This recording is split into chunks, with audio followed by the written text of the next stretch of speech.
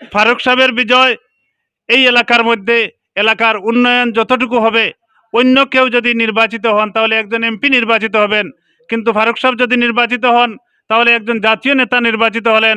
ফারুক সাহেব যদি নির্বাচিত হন তাহলে আসলে তো একজন এমপি নির্বাচন করে মানুষের তার জান মাল ইজ্জত আবরু নিরাপত্তার জন্য। ইনশাআল্লাহ এই অঞ্চলের মানুষের জান মাল ইজ্জত আবরু নিরাপত্তা হবে, তার সাথে সাথে যতটুকু উন্নয়ন হবে ততটুকু অন্য কারো মাধ্যমে হবে না।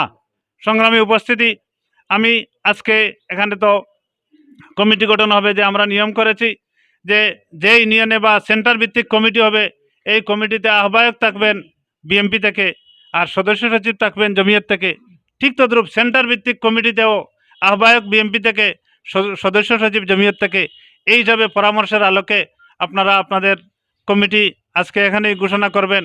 আর আমি সকলের খেদমতে উদাত্ত আহ্বান রাখতে চাই যে এখন থেকে আর ঘরে বসে থাকার সময় নয়। আপনারা দেখেছেন যে আমরা বিএমপি জমিয়ত বৈঠকের আগ পর্যন্ত সবাই বিচ্ছিন্ন ছিল, কিন্তু আলহামদুলিল্লাহ বিভিন্ন ইউনিয়নে এখন সবাই সংঘবদ্ধ হয়েছে। আমি আশা করি আজকের মিটিংয়ের পর থেকে ইনশাল্লাহ এই ইউনিয়নের বিএমপি যুবদল, ছাত্রদল, শ্রমিক দল, স্বেচ্ছাসেবক দল, মুক্তিযোদ্ধা দল সহ যত নেতৃবৃন্দ আছেন এবং কর্মী ভাইয়েরা আছেন সবাই ইনশাল্লাহ ঐক্যবদ্ধভাবে কাজ করে খেজুর গাছের বিজয়কে নিশ্চিত করবেন, শাইখুল হাদিস আল্লামা ওবায়দুল্লাহ ফারুক সাহেবের বিজয়কে নিশ্চিত করবেন।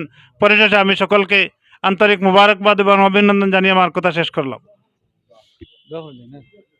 বাংলাদেশের বারবার নির্বাচিত সাবেক প্রধানমন্ত্রী বেগম খালেদা জিয়ার দোয়া অনুষ্ঠানের সম্মানিত সভাপতি, মঞ্চে আসীন বাংলাদেশ জাতীয়তাবাদী দল বিএনপি, যুবদল, ছাত্রদল ও অঙ্গ সংগঠনের নেতৃবৃন্দ এবং জমিয়তে উলামা ইসলাম, যুব জমিয়ত এবং ছাত্র জমিয়তের উপজেলা এবং ইউনিয়নের নেতৃবৃন্দ, সকলকে আমি আন্তরিক মুবারকবাদ এবং অভিনন্দন জানাচ্ছি।